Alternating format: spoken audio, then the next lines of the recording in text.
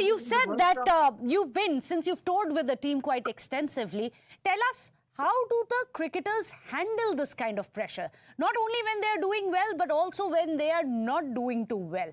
Because there have been, let's not forget, unfortunate instances as well in the past where their families too have been targeted quite viciously at that. Yeah, I would recall the 2003 World Cup. We were in Harare when some of the cricketers' houses were attacked. Even Rahul Dravid's house was attacked.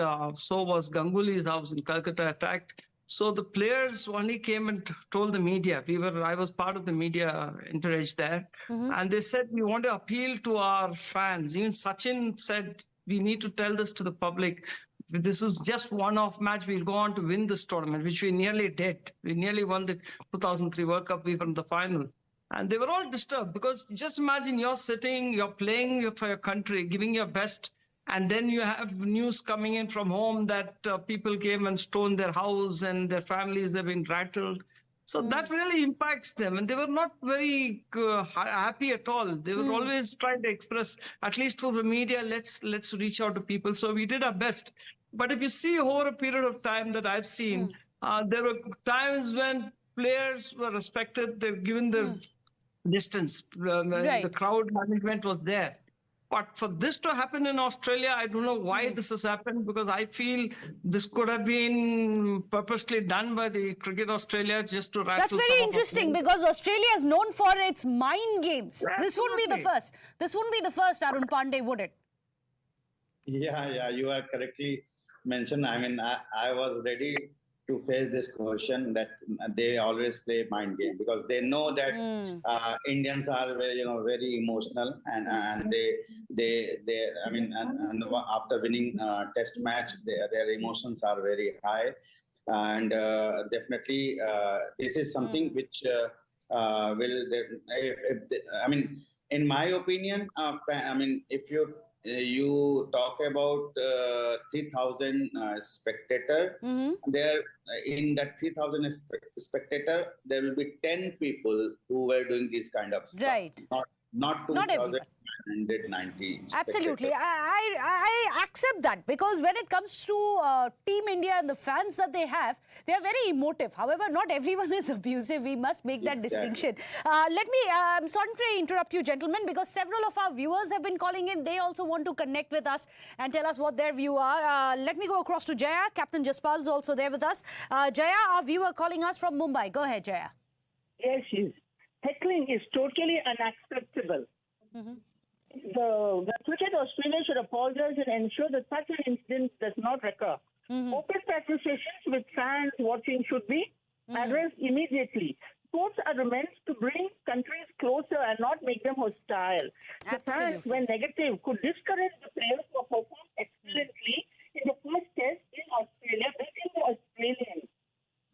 Absolutely. When this had happened in Perth, as Joseph Hoover was also pointed out, why were they allowed to enter this area where the cricketers were there? Why was there spectators allowed inside the stadium at this time if they weren't at the time of Perth? Is that part of a larger mind game? Well, we'll never know. Meanwhile, Captain Jaspal, our viewer is calling us from Rohtak. Go ahead, Captain Jaspal. Meghna, good evening to your panelists. I've been following the game since 55.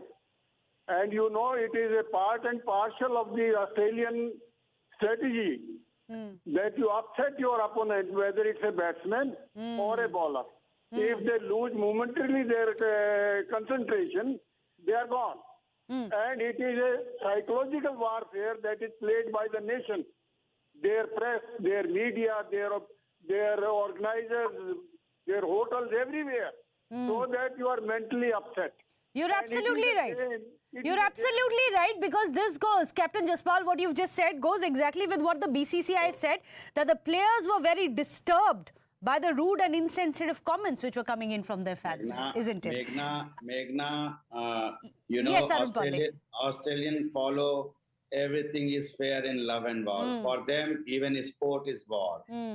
So they follow this. If they lost match even on that, fiery Perth wicket, which is they are not able to digest.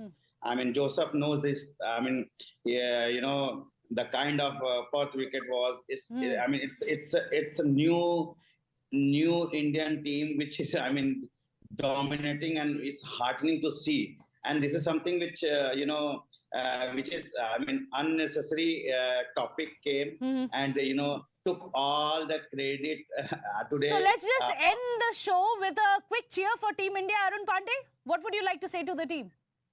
I mean, I'm so happy for them, and I know that they are very strong mentally also and emotionally also. So they will definitely do well. They'll definitely do well. Joseph Hoover, will we reply on the pitch? Our boys are smart.